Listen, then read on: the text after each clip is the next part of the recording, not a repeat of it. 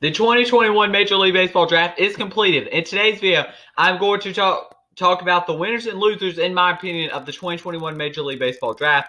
And that's what I'm going to do in today's video. But before I get into this video, 92% of you that watch these videos are not subscribed. So go ahead and get your life together and hit that subscribe button, turn notifications, and leave a like on this video. Subscribe, turn notifications, and leave a like. And let's go ahead and get into this video. There's not a lot of losers in today's video, which is always a good thing to see, meaning that teams did a good job of drafting this year. And that's really good. And there's going to be a lot of winners. So, yeah, let's go ahead and get into this video. Let's start off with my first winner here. We are going to go to Arizona for the Arizona Diamondbacks. In the first round, they got Jordan Lawler out of Dallas Jesus College Prep.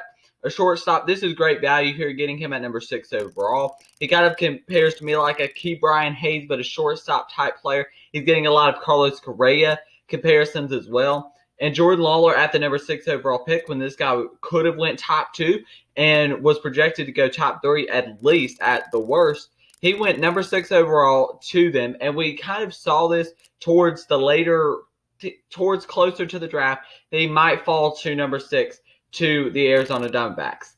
And Jordan Lawler, man, this is a great pick here. Yes, they have Geraldo Perdomo there as well for the Diamondbacks, but their future, they're starting to build a sneaky, really, really good farm system with the farm system that they already have with Christian Robinson, Geraldo Perdomo, Bryce Jarvis, who they drafted back in 2020. They're really starting to build a good farm system in Arizona, and that's pretty scary. Jordan Lawler is a phenomenal pick in the first round. Another pick that I like was in the compensation B round in the second round, getting Adrian Del Castillo out of Miami, Florida University, a catcher. I think that this is a good pick. I think that not only could he be a good hitter and maybe a even good DH down the road, considering that there could be a DH in the National League. That's what this guy could be. He hits really well, but his defense is horrible behind the plate. His defense, he's almost like a Gary Sanchez. Like if I was comparing him to somebody, he would probably compare to me like a Gary Sanchez just because of how bad he is defensively.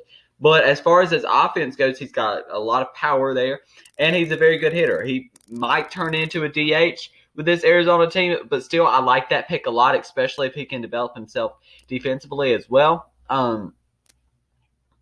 Another pick that's really good is Davis Diaz in the 12th round. This guy was ranked 71st overall by MLB.com out of Acalanes High School in California, shortstop. They drafted quite a few shortstops. They drafted a shortstop in there with their first and second round picks, and they drafted actually 4 shortstops in this draft.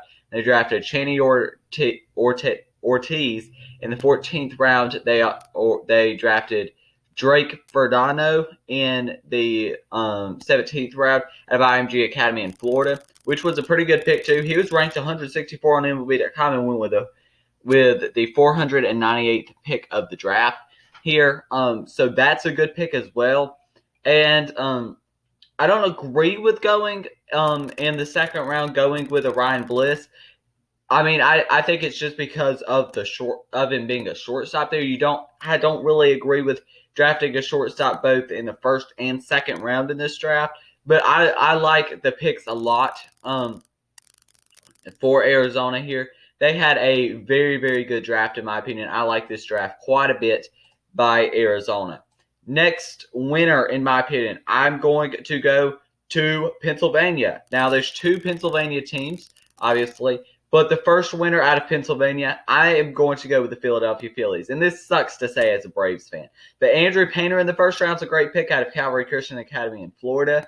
This is a very, very good pick. He's starting 97, and he might be one of the more ready high school prospects that there is. Jackson Jobe is pretty ready as well. And Jackson Jobe, he still has a ton of ceiling as well with him, but we're going to talk about him later probably. And Andrew Painter, a very, very good pick here, getting Andrew Painter at number 13. This is not a reach at all. And this Phillies farm system, I didn't rank them too highly in my farm system rankings, but man, after this draft, have they really went up even more. They drafted Mick Amell last year in the first round and he's 6'7" off the mound too. Andrew Painter is a phenomenal pick here. And there is a little risk with prep arms, but I don't see a lot of risk in Andrew Painter here at all. He's got a 60 fastball, 50 slider, 55 control, 55 curveball, 55 changeup, and the 50 overall. He does have huge raw stuff as well, but man, he was really good at Calvary Christian High School. He's got 4 pitches, like I said, with the fastball, slider, curveball, and changeup. This is a very, very good pick. Moving on to their second round pick, where they drafted Ethan Wilson out of the University of South Alabama. Now, this guy's a little bit of a weird pick here because the University of South Alabama is not a huge school. But still, I think that this is a good pick. He was ranked 35 on MLB.com or MLB Pipeline, so he could have went in the first round, and people probably wouldn't have considered it as much of a reach at all. But if we look here, I'm trying to pull up his stats right now. Ethan Wilson. Oh my, that's Baseball America. Give me a second. This guy showed some power in his 2019 season with South Alabama hitting 17 home runs, 51 RBIs, and a 345 batting average, and a 453 on base percentage, and a 686 slugging percentage, and over 1,000 OPS. Now, in 2020, obviously a shortened season, only 18 games, 3 home runs, 12 RBIs, and a 282 batting average. This guy is a guy who's going to hit for a high average. And he continued that in 2021 with a 318 batting average, 8 home runs, and 34 RBIs. We never really saw that pop again like we did in 2019 with Ethan Wilson. But still, this guy still has a little bit of potential to grow in, especially with the power. And this is a very solid pick. And if nothing else, he's still going to be a very, very good hitter. And this is a good pick. They got Jordan Vieres out of Rick Reddy High School in Texas, an outfielder as well. Another left-handed outfielder, and they need some outfielders. So spending a top round pick on a guy like a Jordan Vieres, who apparently teams were saying that this was the guy that they really wanted in the third round here, and he's not ranked weirdly on MLB Pipeline, so there's not a ton to go off here, but it sounds like Jordan Vieres is a pretty good player as well. They got Christian McGuan out of Eastern Oklahoma State, a pitcher in the 7th round. I thought that was a pretty good value pick, along with Logan Kearney out of Troy University in Alabama, coincidentally again, with the 10th round pick for them, and he was ranked 173 on MLB.com. Now let's go ahead and move on to the next team that I think is a winner here. We're going to go to Chicago for the Chicago White Sox. The White Sox, this is a team that, they had the 22nd overall pick in the first round, and obviously that continued through all rounds.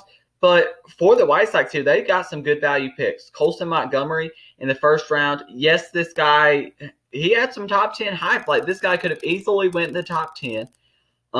So Colson Montgomery, I thought, was a good pick. Who knows if he's going to be a shortstop, third baseman, but Colson Montgomery has some versatility to him as well. And I thought that was a pretty good pick there, pretty good value, especially when he could have went top 10 to the Mets, were some rumors there.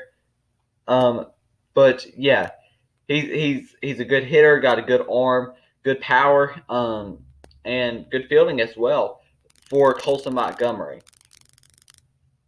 And so he's coming out of Southridge High School in Indiana, in case you were wondering.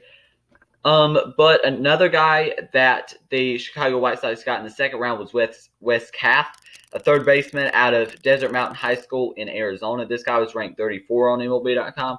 And this is a good value pick. I thought that this guy could have went in the first round. I didn't think that he was going to go in the first round, but I think that he definitely could have went in the first round. He's actually committed to Arizona State, but I for sure see him sticking with the White Sox and going to the draft. Another left-handed bat there. But this White Sox farm system, it's already pretty good, and this boosters their farm system a lot, getting Wes Kath in the second round and Colson Montgomery. Very, very exceptional picks there. And Sean Burke out of Maryland, a pitcher in the third round. He was ranked 75 on MLB.com, and they got him with the 94th pick in the third round. I think that's a good pick as well. I think that the White Sox draft was very, very good, especially in the top rounds. Yeah, I think that this was a very, very good draft from Chicago. Let's stay in the AL Central with, I guess you could say, division rival, Detroit Tigers. The Tigers here, they had a very, very good draft themselves. The Tigers' rotation for the future, wow, is it good. You already had Matt Manning, Casey Mize, Tariq Skubal, Joey Wentz. And then you add with your first two selections, Jackson Jobe with the third overall pick, who has the best slider in this class, and not to mention that has also pitched probably for the least amount in this class here. And this guy has a ton of potential still. And he hasn't been pitching but I think 1 or 2 years, and had a great season at Heritage Hall High School in Oklahoma. This is a very, very good pick. Now, he still has some upside, even with being the third overall pick. And this guy could, who knows, turn out to be the best player in this draft, if not the best pitcher in this draft. And I've seen some comparisons even to Jacob deGrom here. He's the best Oklahoma high schooler since Dylan Bundy went in 2011 with the fourth overall pick. Obviously, that was not a great pick, but he's a fastball slider type pitcher and also has a curveball and changeup, and has good control for those pitches as well, which you always like to see. In the compensation A round, in the first round still, I guess you could say, they got Ty Madden. Ty Madden was a top 10 pick, we all thought. I had him going 10 to the Mets, and this guy fell all the way to them. Ty Madden, to me, I think he's a Kevin Gausman type player. I think you can definitely see the Kevin Gausman in him. He's just going to be a workhorse, a guy that can just eat innings for your team. And those are some guys that really will stay in the major leagues for a very, very long time. And that's why Ty Madden, and he's going to do it pretty well too. He's a fastball slider type pitcher along with curveball and changeup as some other. And he's got good control for his pitches as well. This is an absolute steal getting him there. Isaac Pacheco out of Fredwin's High School in Texas, a shortstop. They got him with the 39th overall pick. I thought that was a pretty good value pick as well. Getting him, that another player that could have went in the first round. I didn't think that he was going to, but he's a guy that could have went in the first round. He's 6'4",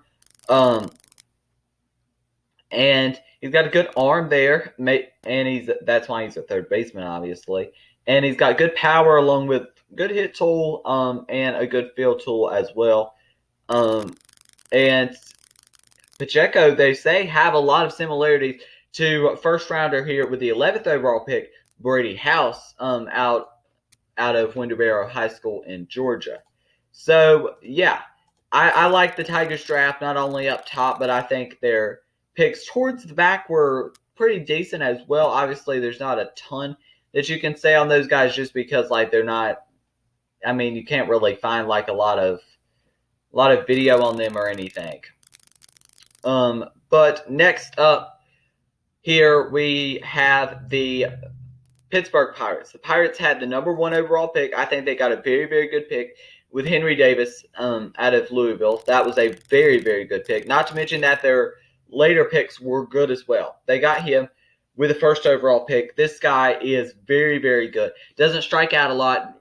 Probably the best hitter in this class, and has the best arm in this class as well. Now, yes, he needs to work on receiving the ball better, but still, Henry Davis is a very, very good player. You get Anthony Salamato in the second round, who this was a guy that could have went top 15 in this draft. But I think some teams did have some concerns with that really weird delivery that he has, and obviously that's something to be concerned about, but he still gets a lot of comparisons to a Mackenzie Gore or Matt Bumgarner, but he's also got a lot of bust potential as well with him, so that's not very good. But they got Lonnie Witt Jr. in the compensation B round in the second round out of Malvern Prep School in Pennsylvania. I thought that this was a pretty good pick as well. I mean, it's not a huge steal here, but like it's still a good pick. If we look at him right now, he was ranked. Give me 1 second here. He was ranked 72 on MLB.com. He's got good fielding tool along with a good run tool as well, which this guy has some pretty good potential as well. And I think that this could be a pretty good upside pick as well. A pick that I really liked was in the third round when they got Bubba Chandler out of North Econo High School in Georgia. This was a guy that I thought was for sure going to go in the first round. Fell all the way to the third round, mainly because of him being committed to Clemson as a quarterback. That's really why he fell in this draft. But Bubba Chandler, I see him as a pitcher for the future, but this dude could be a pitcher, shortstop, quarterback, whichever he wants. So yeah, I thought that the Tigers had some very, very good picks there. And they even got Braden Bishop out of Arkansas High School, an outfielder who was ranked 94 on MLB.com with in their 14th round, which is an absolute steal of a pick. Next team that I've got here is the Miami Marlins. The Marlins, I think, had a very, very good draft. The Marlins got a first-round steal in Khalil Watson. This guy, I mean, they didn't even have to tank for him. They got Joe Mack in the compensation A round, which I really like that pick as well. I think that Joe Mack has some potential, not only hitting, but he's pretty good defensively as well. Like I said, Khalil Watson's a big steal of the draft for the Miami Marlins. Great pick there. In the 11th round, Jesse Bergen out of UCLA is a good pick. Not to mention that Cody Merceto out of Boston College is a pretty good value pick as well. So yeah, they didn't reach on any of these picks. These were all good picks, and right probably where those players should have went. But our final winner, I think, in today's video is the Boston Red Sox. The Red Sox had one heck of a draft here. The Boston Red Sox in the first round got Marcelo Meyer, who was a consensus #1 overall pick, but instead fell to them at #4. So that was a great pick there. He's got comparisons to Corey Seager. It's going to be a great left-handed bat. Possibly could hit 25, 30 home runs a year. We saw a little bit of power in his senior season at Eastlake High School. This is a phenomenal pick. In the second round, they got Judd Feynman out of Florida. This was my biggest. He was in my biggest steals video. If you haven't seen that, make sure you watch that video. But this guy was a first rounder, and he was a guy that before the season could have even went in the top 10. But his draft stock fell off a little bit. But Judd Feynman had a really good season at Florida, and nobody's really talking about it. Tyler McDonough. I actually like this pick in the third round, a second baseman out of NC State. I really do like this pick.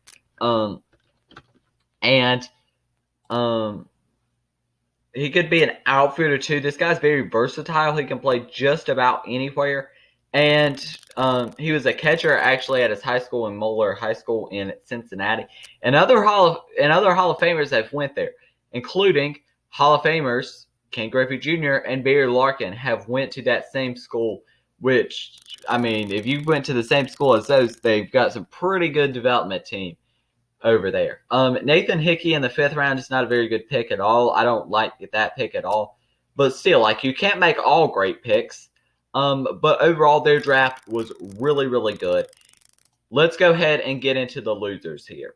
The first loser is the Astros, and that's simply because they didn't get a first or second round pick due to the 2017 cheating scandal. I thought they really started it off with a bang with Tyler Whitaker out of Bishop Gorman High School in Nevada. I thought that was a really good pick to start off.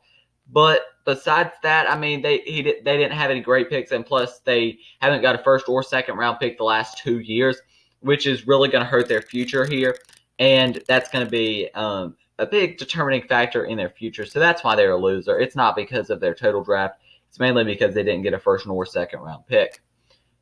Next loser is the New York Yankees. The Yankees had a bad draft. Like, this was just not a good draft at all.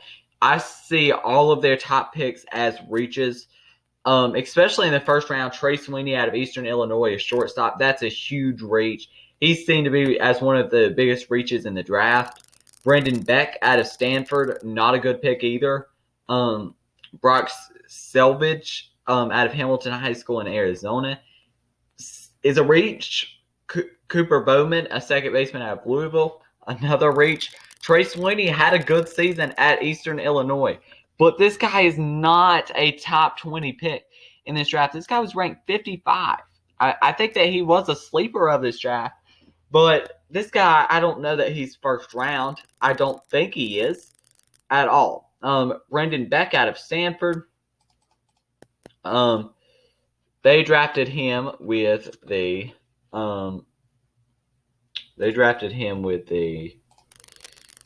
55th overall pick. here, and I don't like that pick particularly either. But I'm trying to search up his name on MLB Pipeline, but it's not working. I mean, Brendan Beck's a guy who could be up quickly if you theoretically think about it, but he's got good control for his pitches. He's got a fastball, curveball, slider, and changeup. I just think that this pick is quite the reach, though. He could be up quick as well. I guess they could think that as well, and that may be the real reason, really, why they drafted him. But yeah, those are my winners and losers of the 2021 Major League Baseball draft here.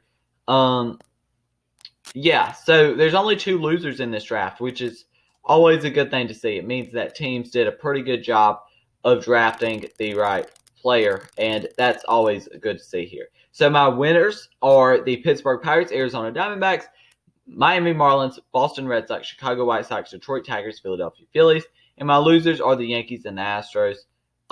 Pretty self-explanatory there.